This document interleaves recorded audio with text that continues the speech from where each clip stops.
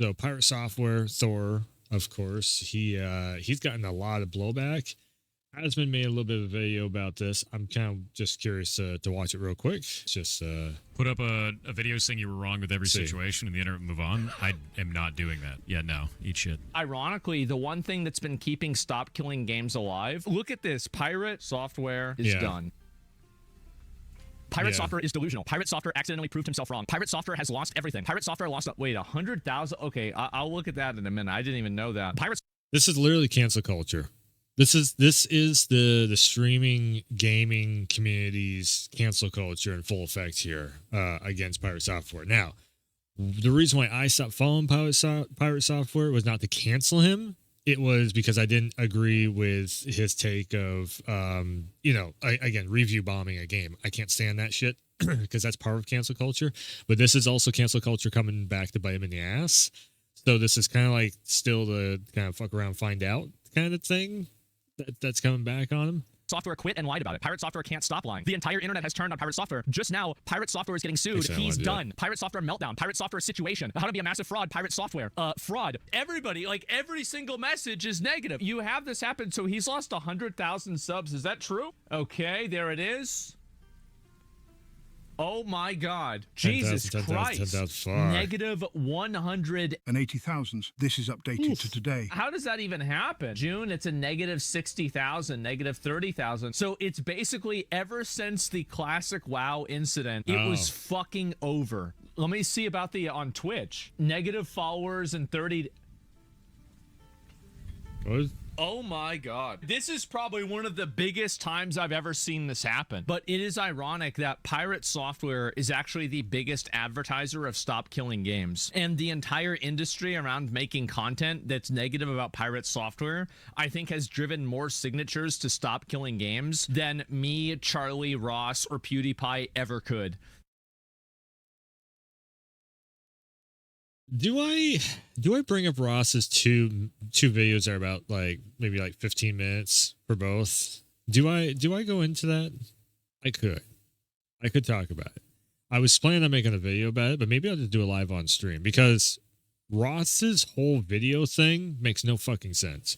And not to again, I think Pirate Software totally went the wrong direction with his criticism of it, but I can actually break that shit down way more than what Pirate Software even tried to do. Because the reason why is because his background. It's funny. So I started looking more into Pirate Software, started watching a couple of videos because the way that Pirate Software was trying to break down why this initiative doesn't work correctly, the way he was trying to break it down, I was like, wait a second. There's way more that you can touch on. You're basically just skimming the top level of it, of all the craziness. So, maybe I will. Maybe I'll break down those videos of what I know developer wise. And again, I've never made a game. I've never been a developer other than a tester on games and everything. But to know what to look for in being a tester, you do need to know how the game engines kind of function and everything. I don't know how to work in the game engines, but I know okay, this affects this over here. And so there's probably a problem over here. I know how to kind of get there. Exactly how you would fix it because, and this is also every game engine is different too. So one problem is not going to fix it in every single game engine. Everything's kind of built a different way. Sometimes they have different codings and setups on different things to make certain parts of the game engine work. A certain way and everything. It's always smoke and mirrors making games and everything. I was watching a video that was critiquing you for mentioning you work at Blizzard so much. I literally never talk about it. When I worked at Blizzard, I did that for Blizzard, 7 years, yeah. And Blizzard, is having worked at Blizzard, I grew up at no way you're Blizzard, the industry for Blizzard Entertainment, Blizzard. Yeah, no, and it's like, I never said that once. Dr. K is just like...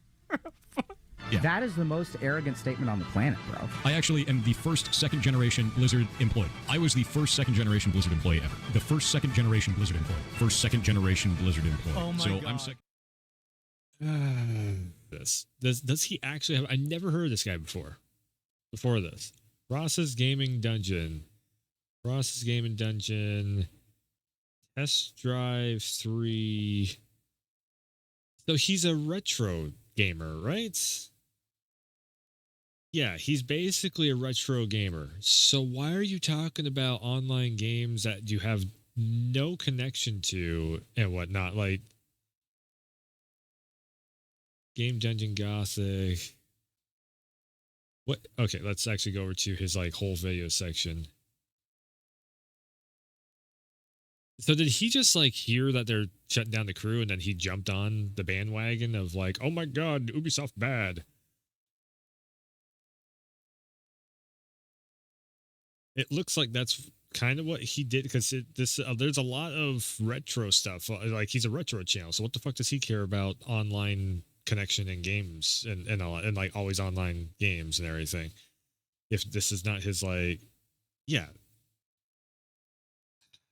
So this is like one of these guys that is just trying to jump on the whole thing to, all right. I watched. Hey, I watched over to here and I was like, I'm sick of listening to you because you're not making any fucking points. some announcements on Stop Killing Games. All right, And let's I'm going break to be into looking it. away a lot because my mind tends to go blank when I look into the camera. Cool. Every time somebody makes a mistake when they sign the initiative, their signature gets invalidated. So that means we need more signatures to make up for everybody's mistakes. It kind of reminds me of multiplayer games when you see somebody who just has no idea what they're doing, like they're attacking a wall or something. So in I mean, the viewership is reflective of the streamer or content creator. I'm just saying. this case, we need to pick up the slack for the people who literally can't write their own name properly. That could As I just said. be a lot. I've heard 10% minimum, 20% is better, 40% should be really safe. Or it would be, but we have a second problem. I've received several reports of people claiming to spoof signatures on the initiative site. First off, I want to say that this is not a change.org petition. This is a government process. Spoofing signatures on it is a crime. Please do not do this. So the reason why you'll have people trying to spoof signatures and stuff is because the niche little audience that will start complaining about online functionality in games and everything, that niche little audience will 100% they will just jump on the bandwagon to complain about something to feel like they're a part of something. Yeah, we did something and whatnot. And what they don't realize is they're actually fucking up the whole gaming industry. So now, the ones that I see complaining the most about this stuff are not pirate communities, even though that is getting attacked now. And again, I'm pretty sure it's the ripple effect of like, oh, well, if we have to start making our games to where you can play them always and off on its own private server or whatever, then we have to spend the development time to make it so it is functional on that. So therefore, that extra development time, you need funding, you need cash. Where does that come from? Well, we're going to dip into the pirate community and everyone who, tries a game before they buys it, because this is the thing with pirate community. I've been around the pirate community probably for over 10 years. I've pirated a lot of games myself, but it's to try them because most of the time, if you pirate a game, you want to buy it afterwards. Like 90% of the time, you really want to buy the game afterwards because there's a lot of updates and you have to go through a whole process of updating it yourself manually and all that stuff. It's a pain in the fucking ass, pirate games. It's the most pain in the ass thing that you can possibly do on the internet. I would say it's a pirated damn game. It takes for fucking ever to download it. It takes forever to make it, to figure out how to get it running and everything. A lot of times, though, you end up pirating, I'd say about half the time. Maybe more than half the time. The reason why you'd really want to pirate a game is because you're getting around the de novo stuff. And sometimes that can make the game run better. But also sometimes if you get a game off from, say, like Red Dead, is actually harder to mod Red Dead off from a bought copy than it is a cracked copy. And I know some people will probably argue, oh no, these points are bullshit and everything, but from what I've seen in my experience, I'm just saying off from what I've seen in my experience, maybe I don't know something, maybe I'm wrong on this, possibly, but I don't think so. From what I've seen over the last 10 years, pirated copies of games are sometimes, well, most of the times, way easier to mod. And if you want to change stuff in the game, it's just way easier to do that, because then if you try and run a bought in copy through like Steam or something, a lot of times Steam, like now, I noticed in the last like year or so, now Steam goes, there is, there's something weird in your game folder. Are you sure you want to still run this? That never popped up for me before until within like the last like year. There has I think it might have been a Steam update or something, and then all of a sudden that started popping up and it started letting the games run through before I had to like go in, run them as admin or something like that. Yeah, I don't know. Maybe I was doing something wrong. That was my experience with it. But it seems like ever since this shit kicked off, now all of a sudden the pirate groups are getting there's getting FBI coming after them, and they're starting to take down, like, this really sucks for game preservation. This movement is, if it has connections to it, I can't say for certain it has connections to it. It's just the timing is very close to one another. All of a sudden we have like PS4 ISO websites getting taken down. So like old PS4 games that maybe you can't find in the store, or the scalpers have them up on sale on Amazon for $100 some odd fucking dollars, where it should only be like $30. Because maybe you can't find it in GameStop, so you go on Amazon, and GameStop, they're shutting down stores, so it's like you're kind of getting to the point where it's like it's hard to find retro games anymore. In some instances, if it's really, if it was really popular and it's all sold out everywhere, where are you gonna go? I mean, it's like, okay, or something like a Bloodborne, where the only way you can play that in 60 FPS is you have to go on a website and you have to mod it to run 60 FPS. Well, now it's going to become way harder to be able to, get a copy that is modded and whatnot of Bloodborne or any other game like that, maybe in the future, because all these sites are getting taken down. And again, this does not happen. Of like, the pirate stuff has been around for 30 some odd years now, whatever, since like the 90s, when we had internet connections start really kicking on. We've had the pirate scene around, whether it's movies or music or whatever. FBI and Europe, police departments and all that stuff, they don't really go after all this piracy stuff. They really, because in all honesty, the piracy helps sales in the long run, because if you really like something, most of the time people are going to buy it. Like, majority of the time people are going to buy it, or they're going, and also the pirate scene, it pushes word of mouth around. Hey, Cyberpunk is really good now. I've pirated it and I've updated it through the free updates that we have on there, and it's actually really well put together. And then that word of mouth gets put next to like the anime, and all of a sudden, boom, Cyberpunk has a giant player base now once again. That literally happened. Trying to think of I thought of a couple of examples of that happening. Mudrunners, that was another one. That was another big example. Like, people played a pirated copy of Mudrunners, and then all of a sudden, boom, that blew up. Another one too is Kingdom Come. S-Fan has a live stream where he was going over to the development studio for the guys that make Kingdom Come, and he walked in there, and they literally have up on the wall. I don't know how long I got to. Right here. Within the first So literally, they have it in their office. days or so for the first game. Really? So, hey, why not? We'll February take it. 2018. Yeah.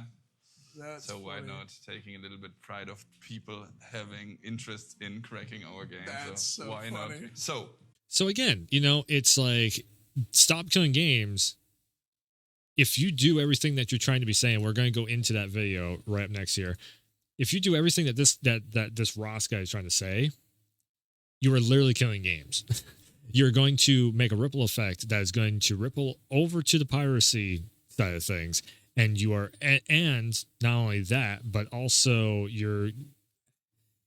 if there's more money being thrown into that back end development, there's less money being thrown into the quality of assets. They might have to cut off, certain voice actors because their pay rate just went up, also because all this union strike stuff. So literally, this initiative, it will have ripple effects that are very bad for the industry overall. But let's break it down. I have a development on the Stop Killing Games campaign.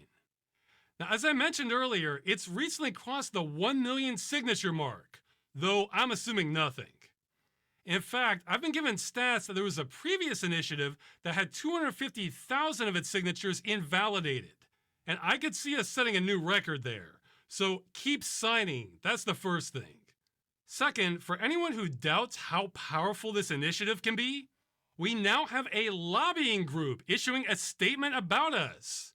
Do you think if we had no chance of changing things, we would have what we make? Because they're ideologically opposed to us being able to retain our games. I really can't emphasize that enough. Even if every developer in the world was for our proposal, the industry would still be against it. Because it's not developers who make most of the big decisions. It's shareholders and companies worth billions. So right there, it's the publisher. The shareholders don't really give a shit. The thing that the shareholders don't want is to have to pour more money into a project that's already done. That's the thing. It's so that you can't own anything. No, they don't give a shit if you own it or not. They don't even give a shit if you pirate it or not. What they're looking for is that they make because the shareholders are giving so much money over to the publisher. The publisher divides that money down into every single project. So the shareholders are looking to give the publisher the least amount of money that they need to give them. So then the publisher pushes it down to the project. So you'll have your main game, the DLC, whatever. And a lot of times the crew that will work on the DLC works on the main game first. So then they know every ins and outs of the game so they don't break anything. Then they'll work on the DLC. Again, if any of these guys actually knew how this shit really worked in the modern day, they would be going into all this. That in mind, let's go through this statement quick by our opposition here.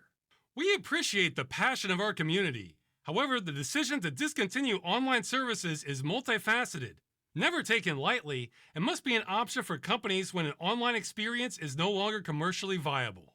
Well, I have great news for you, Video Games Europe. We are in no way seeking to impede your right to discontinue online services. But you are. Because you don't want to lose access to the game, and for the game to work, you have to have an online service. So already the first thing that he is going for doesn't make any bit of sense whatsoever at all, because the game is literally built on online server data. If you knew how it functioned, actually knew how a modern day game functioned, it just doesn't even compute what you're saying there. The problem is his whole channel is around retro gaming. Maybe he played the crew, and maybe that went down, and maybe he's very upset about that. But guess what? That's just how modern gaming works now. Everything is connected to a server. Well, it shouldn't. Well, how many discs would it take for this whole game to function properly without online connectivity in the modern day when a good chunk of these games are 100 plus gigs? How many fucking discs would you need? This is the thing. Most people don't even realize when you buy a game, even if it is on disc or whatever, you're still downloading that day one patch update and it's like 20 gigs. That's the rest of the game. They can't fit everything on a disc. So guess what happens? They have online functionality built into it so you can actually make it function. We are saying you can shut down your games whenever you want. But you have to do that responsibly, in a way that doesn't take back rights you already sold to customers. The rights that they sold to you is a license right. It is literally just access to the server. If the server is no more, then your access goes away with that. It's in the terms of service. As soon as you purchase the game, if you don't read the fine terms of service, that's on you. That's not on the company. This is where this just gets shot in the ass. The whole thing. Yeah, some people forget that companies have to sell you some rights to begin with to even play the games. We understand that it can be disappointing for players, but when it does happen, the industry ensures that players are given fair notice of the prospective changes in compliance with local consumer protection laws. Yes. Okay, well, first off, I'm not a lawyer, but this guy at WBS Legal is. And this is, again, where this falls flat on its face. Oh, this guy that is a YouTube lawyer. And he thinks Ubisoft probably broke the law when it thinks probably. Keywords there. shut down the crew, giving players only 3 months notice, when they should have given more like 2 years. That's not how the industry works. Things don't work in 2-year increments. They work in month increments. So if you're going to do a patch update, you do it within a month, maybe 3 months if it's a major patch update. But if you're trying to do like a hot patch fix or something like that, it's 3 weeks to 6 weeks, which is a month. Normally games come out middle of the month, so 3 weeks, that's the end of the month. And then you have a server update or network update. And they push it into like PlayStation Network, Xbox Live Network, Steam Network, and all that. And so it can be implemented into the game, in that like 3 o'clock in the morning, 4 o'clock in the morning, wherever, whatever your time zone is. That you always see the updates start rolling in at a certain time. That's because it has to go through certification also with everybody. So 2 years? No, this guy doesn't know what the hell he's talking about then if he's trying to say 2 years, because certification happens in a month. So if you have a 3-month period to tell everybody, hey, this game is going offline, yeah, that makes more sense. Yeah, Ubisoft, one of your members. So this is probably a false statement out the gate. But you know what? That's not even our issue. So I don't even care how much notice you're giving to players. What I care about is that you're not depriving them of their purchase. Private servers are not always a viable alternative option for players, as the protections we put in place to secure players' data, remove illegal content, and combat unsafe community. Well, if private server, not everybody can do private servers. Absolutely, 100% agree. So how in the fuck are you going to make an always online game work without a private server then, if it's not connected to the main server that it was built on? How does that even function? How does that work? Content would not exist and would leave rights holders liable. Okay, several things here. We have to break it down. Private servers are not always a viable alternative option. So they're saying for a new game concept, which hasn't even been made yet, sometimes there is no way they can add an end-of-life plan to the design? Wait, yes, the end of life. Sorry. And what I mean by private, it's them saying it's quoting the community. So that's why basically what I'm saying on that of private server stuff, I'm saying it towards the community, not what, again, because they are quoting the community right there. Just in case you didn't pick, I was thinking about it as I was saying that. I'm like, wait a second, people are going to take it as I'm going against the developers here. No, I'm saying it as the community quote that developers are using. It's like that's stupid on the community for saying that, because like how the fuck would you make it work off from that community quote? It's like I see where the developers are coming from on that. I agree with the developers right there. It's like what is PlayStation Network and Xbox Live and Steam and all that? What, they're supposed to have a database set up for like that? There's no fucking way. Their programmers' fingers simply can't type that? Yes, they do. That's why you have what the fuck? You have every single one of these games that goes offline, there's a celebration, and then also, if it's a game like Conquered or something like that, everybody gets refunds on any cash that they put into the game. You take the risk of spending the full price to buy a game that is not free to play. You take that risk. It's literally in the TOS of it. Like online experience may change. That's all they need to say. And that, yes, your online experience changed. It went offline. I would love to see them say this to a room full of developers. I think the industry would be surprised how viable it was if the law said you can't take back the limited license. Wait. Industry would love that. Sometimes there is no way they can add an end-of-life plan to the design. Their programmers' fingers simply can't type that. I would love to see them say this to a room full of developers. I think the industry would be surprised. The developers would be like, what are we supposed to do outside of, okay, so the project's getting shut down. We're going to have a celebration of, it was a good, fun ride. Here's one last shebang event, and bye-bye. We'll see you down the road for whatever else we work on. That's literally developers. That's all the developers can do. What else are they supposed to do? The project is shut down. There is no more money. The funding has been cut. The servers are going to be moved to some other project. surprised how viable it was if the law said you can't take back the limited license rights you already sold to the customer. And this next part. Yes, this rights is true. Players will absolutely be getting a rougher and more wild experience playing an unsupported game. I happen to know a thing or two about that. So yes, that's I could just imagine what his coverage of retro games is like if this is his coverage of modern day games. the nature of anything unsupported. That's not a good excuse to destroy what people paid for. It just means they're on their own. But then they say this part. It would leave rights holders liable. Yes, and just like I made the point of in the last video, if that game has a logo on it that is connected to a studio that is still around, and there is something happening like like child stuff, bad stuff like that, because there is a private lobby and it's not enforced with any ban enforcement or anything. Yeah, some bad shit can happen. Absolutely true. Okay, I am not a lawyer, but my first impression is this strikes me as very not true. The way I read this, they're saying they are incapable of writing an end-user license agreement that absolves them of all liability on shutdown. Well, that would take extra. I mean, maybe in the front end when you're getting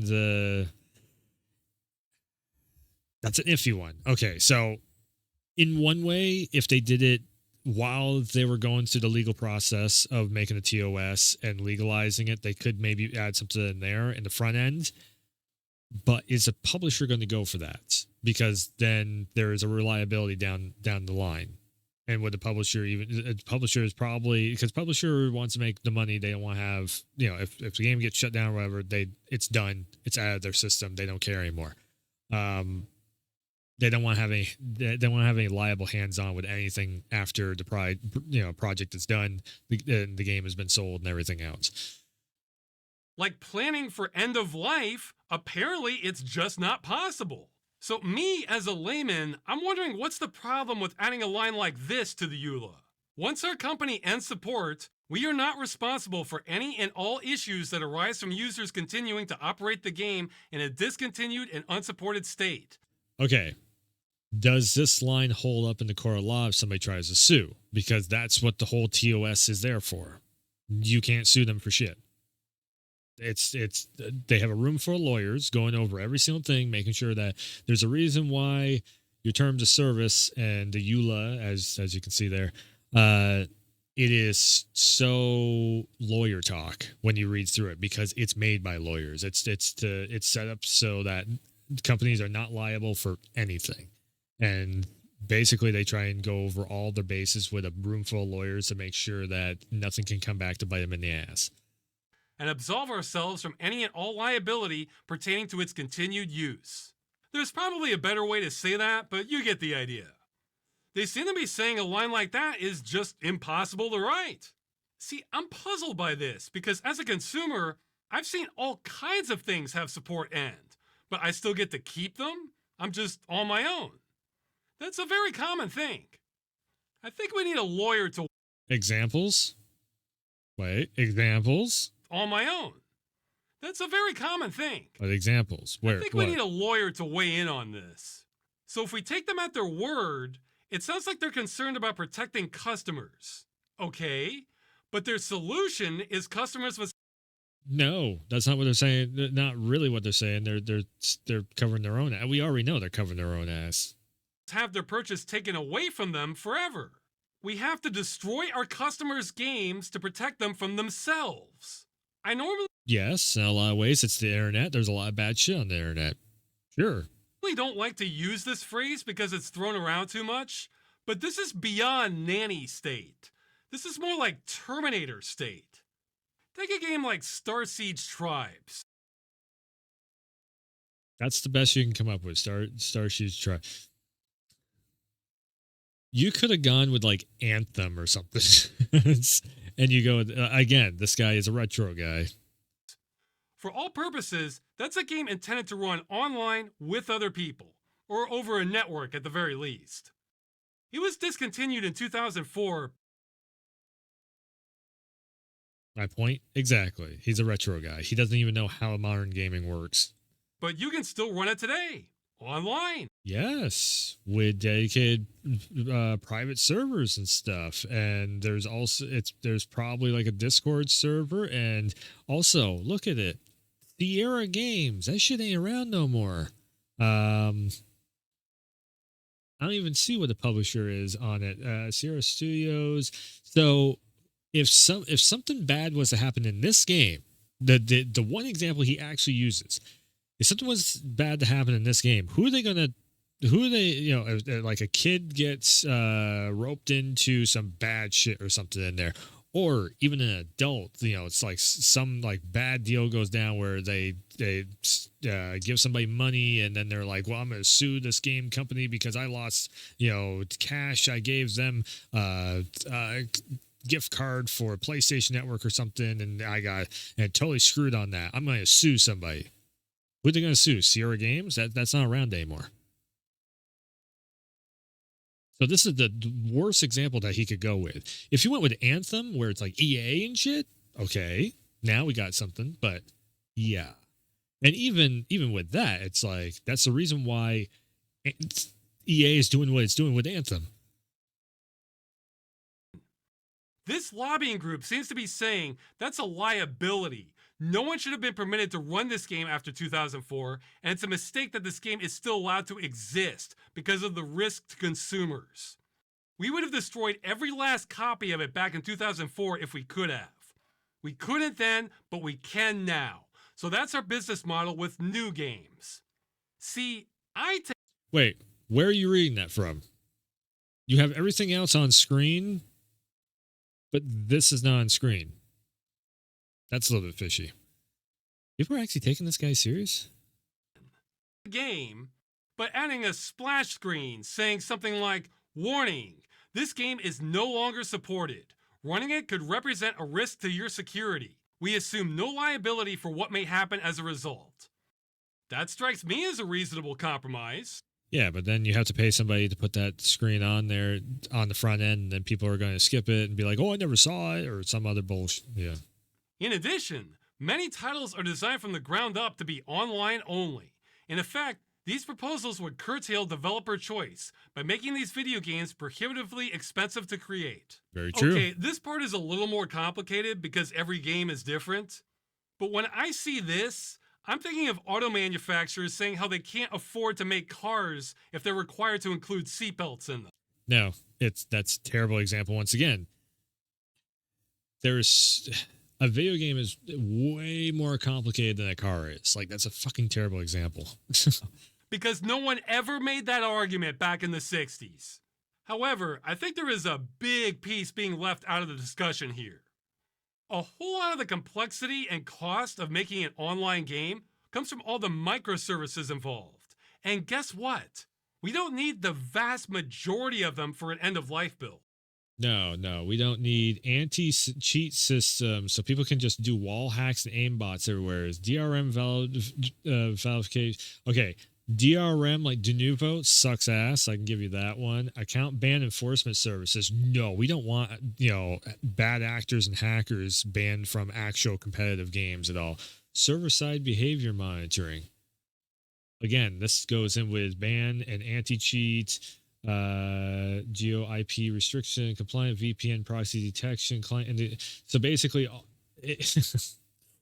wow. So if you have any protection against DDoS or if you have any anti-cheat systems, no, you can't have that. This is the stupidest list ever. I talked to a developer, and he gave me a big list of examples we don't need. And it's a shitty developer then. Let's see here. Ad services. So we can't have ads in game to possibly have free DLC at all. Payment processing gateways. So if they want to add any microtransactions for like cosmetics in game, which a lot of people actually ask for, hey, can I, get this other outfit for a character, especially in fighting games and such too. Again, this whole list is modern day gaming. So if you want to get rid of all this stuff, then we take the industry back by at least 25 years. Payment processing, anti-cheat, analytics, voice chat. There's so much here that's not necessary analytics helps balance games out. Like that's one of the most important things that you have if you have an online game is you have analytics. So if say you're playing a fighting game like Tekken 8, we're going to be playing tonight. Clive was overpowered as fuck. They nerfed him because of analytics. This is stupid. To just run the damn game. In fact, I have a quote from him. We are not asking for 98% of the game. We're asking for the 2% of game logic from main gameplay functionality. Then who is this? Because this makes no fucking sense. Because all these systems function together to make the game workable and playable. Except even that's not true. We're not asking for that directly. We're asking for the same rights we already bought for the game, which they can probably fulfill by providing that 2%, as he puts it. But you can already do this if you do hack into the game and set up private servers and shit. You can. I played SOCOM online. It's like, and that game is from the PS2 era, for fuck's sake. You can do every single one of the pirate website shits that if you go into the comment section. I just seen one for Ready or Not. It popped up and people are complaining that it's censored and everything. But guess what? Everybody's asking, hey, can you do online servers? And there is a way of doing online multiplayer. You can't, any game that has like competitive online with it, no, that's a big no because then you get people in there with wall hacks, name bots and stuff. But if it's co-op, that's more doable. And companies, in all honesty, I think it's unspoken rule, but I think companies don't mind it as much if it's a co-op game, because then again, to get the updates and like the easy way of playing the fucking game and getting all these updates and just be able to play it co-op and everything is to buy 2 copies of the damn game instead of going through the whole process of, you know, it's finally cracked. Now we have to download. Then you have to find the exe in there. Then you have to do like all this shit. And then, there's like 3 other updates. Now you have to manually take those files, drag them over, and take this other batch of files, take this other batch of files, It's like such a pain in the fucking ass. Just buy the fucking thing. Yeah. Maybe that's just me being lazy, but shit. So let's cut out all this extra crap before we start talking about how cost prohibitive and end of. Well, no Twitch drops anymore. No overlays or Twitch drops. That's a free DLC that you get for the game. Streamer API hooks, so you can't do anything. If you're a streamer, fuck you. This is said so much like a retro guy that just yells about everything that's like, it's modern. No. Life build is. Now, that does mean designing games so it's easier to turn off all these microservices is a very good idea. And that also means it may not be practical for some existing games. Good thing for the industry. And if you're gonna go into the comment section on the video this later on and say, this is not saying that they can't have it in the game, it's saying that it needs to be you need to be able to turn it off. What happens when you turn off anything in a game, like the coding? I guarantee you, if it's all of this shit, there is something connected to it that's going to make the game crash if you turn this off. If you turn off all of this stuff, something's going to crash in the back end. There's going to be some weird ass like stat tracking stuff that's going to crash. This is the thing. The reason why it takes them so long to do a major patch update from like 1.0 to 2.0 is because you fix one thing, 10 other things break. You fix those things, and then 3 other things break. And everything is connected to one another. Like, for fuck's sake, we have 30 years of developer talks and, behind the scenes documentary stuff and everything to prove this correct. Yeah. The initiative is not retroactive. And most publishers already have a local test environment for a game, which Yes, and they also say in those test environments that you can't just turn this stuff off. There's no fucking way. I'm told is bad practice not to. That's half the battle right there. So this statement? No, this one is meme level. I do not believe the industry when they say this is so expensive, it's not possible. So he doesn't understand at all how games are made. Thank you. This is a typical YouTuber. Especially when it's been done many times before. This is seatbelts all over. What examples has this been done in many times over again? And how about getting input from big European developers not on this list, like CD Projekt or Larry? Projekt? You mean CD Projekt Red? The fuck? And these two companies would laugh at this guy. 100% they would laugh at this guy because, again, this is like CD Projekt Red is on the equivalent of pretty much. I like Cyberpunk. I like it a lot. I've played The Witcher. I like The Witcher. But let's be honest, when those two games launched, they were not running too well. Like, holy shit, they were not running too well. And because of the cracked version of the games and a lot of community back end, cracking development, whatever you want to say, that's the reason why CD Projekt Red's games get into a very fully functional state. And then they can start adding extra DLC packs to it and everything. They have hired people from the crack community, from the modder community, which the modding community and the people who crack games, it's one and the same. It's one and the same. It's, you crack the game so then you can mod it. But yeah, it's like CDPR would be laughing at this guy. Larian Studios, most likely the same thing, because what is one of the most modded games on the market? It's Baldur's Gate 3. That game has some of the highest amounts of mods. And actually, here's where I can... You come over to Nexus mods. Cyberpunk. What is it? 3, 4, 5. Top 5. Baldur's Gate 3. It's in the second line on the list.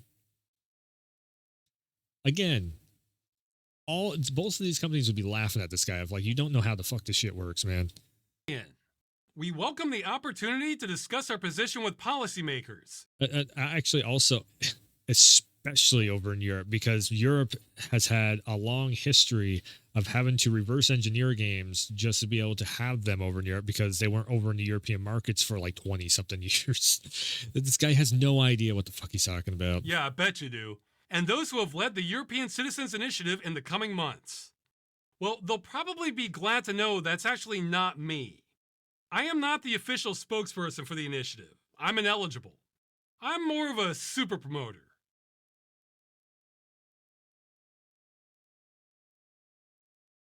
Wait. What? Wait.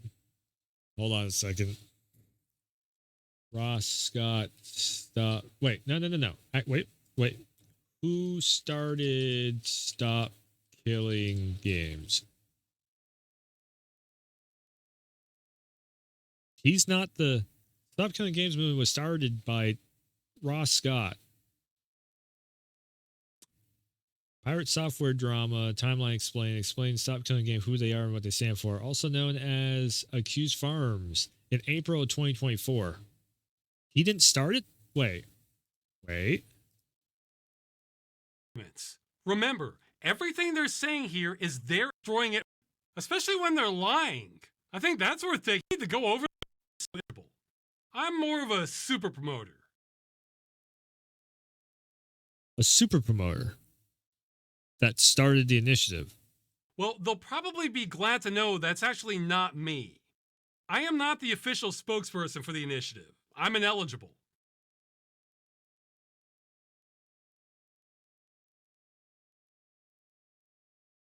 And destroying it forever. Is this a good enough excuse for you? It isn't for me. Especially when they're out. I've played that song enough already. If I have to explain that a 500th time, I want it to at least be to someone who's not being paid to undermine us. Now, they're going to be lobbying politicians with this, I'm assuming, but we can try and do our part too. If you're super motivated on this and are part of the EU, you can contact a member of European Parliament and tell them about the initiative. How many of these people in the European Parliament are under 40 years old? You'd have to get somebody that's maybe 30s, maybe mid 30s, because anybody in their 50s is looking at video games like they're a damn toy, probably still, because that's, again, when games were first made, they were put in the toys section. I've been told you should target ones in the internal market and consumer protection. Also, most politicians, they're going to look at this like, what? Huh? How is this important? Because they have way bigger fish to fry. This guy, this fucking guy. All right, what is your closing statement? Last on this? video, I didn't mean to scare the hell out of everyone signing. If you made an honest mistake filling out the initiative, it won't count, but don't worry. I don't think it'll be in any I like how like the fourth time over again, I'm not a lawyer. I'm not a lawyer. I'm not a lawyer. But then he's trying to talk like a lawyer. trouble with the law. Just don't spoof fake signatures. This guy's a fucking joke. Yeah. So again, like I tried to look into, like, in good faith, in very good faith, I tried to look into Stop Killing Games and see if there was any part of it where I'm like, okay, I can agree with that. Like the whole initiative on this and everything that I'm seeing of people talking about and I'm not the only one on this either. Like I've seen other people that are bigger, they have way more numbers than me, way more viewership, and they're just like, he doesn't, like, none of this is actually talking about modern gaming. Not really, because what you're talking about is almost like early 2000s, you know, how did they say it? Either early 2000s games where online was just barely starting and people were throwing a huffy puff, you know, fit about it, or it's like this initiative kind of goes after games that have already shut down. And, you know, something like an Anthem is a way better example than whatever the fuck he just used. Again, though, it's like, here's where the industry saves itself on this is, number one, if a game gets shut down within the first month, you get a refund. You ain't out any money.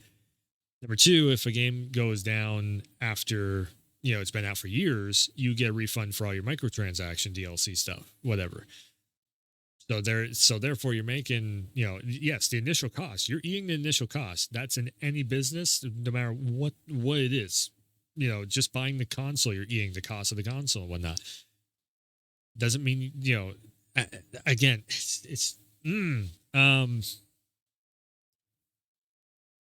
I think this, if anything, this is going to cost people more money in the long run, because if all of a sudden they have to end up making more development support in the back end of a game that has an online functionality, then the price, that's where we could actually see a price increase. So games go from $70 to $80 right there, because now they're going to need the money to be able to do more production in the back end to make the game viable without all this extra stuff running in the background. Now we have to turn that stuff off and we have to reprogram some of the systems in the game and everything. That costs a lot of extra money. That's almost like you're remastering the game to work offline. So again, like, stop killing games. No, you're going to kill a lot more purchases by possibly making shit cost more in the long run with this. Like, you don't understand how the industry works. You don't understand how development works then with this. Right? That's, and I know, again, the first video I made on this, you know, there's some people were like, "Yay, you know, downvoted Pirate Software." Yeah, sure, okay, whatever. But then there was a lot of the negative feedback was from me saying "Stop Killing Games" is stupid. So now this is the reason why I'm feeling like I need to make a second video and actually explain why it's stupid, because I don't think I fully explained it. Now this right here coming to the source of it. I'm not the one who started this. Well, your name is the one that pops up, so apparently yes, you are. From multiple sources are saying that you're the one who started it. So I guess, yeah. I didn't start it though. No, because you don't want the negative blowback feedback from this. I'm ineligible. I'm not from Europe. What's the biggest market? The biggest market for gaming is America. You sound like you're from probably America. I don't hear an accent of, you know, and you say you're not from Europe. So, or maybe he's from Canada, but I don't see it. I don't hear a Canadian accent either to it. Yeah. It's like the one it just bugs me too, like seeing something like this, because it's another YouTuber trying to get his name out there on the backs of the industry, and they have no idea what the fuck they're talking about, and they know just enough lingo to get people on their side to start up something, and what it ends up doing is it has a ripple effect, so where the rest of us end up having to deal with the consequences of the blowback of that ripple. That's what really bugs me the most about all this stuff, is like, again, we had, you know, the union stuff, SAG after union stuff was the same thing. The developers aren't even looking for AI to replace actors, but the actors all threw this shit fit, and now guess what? The actors are being paid 20-30% more for each of their contracts. You mix it with this, where they could possibly need more funding in the background to have these games function without all this online stuff going on in the background.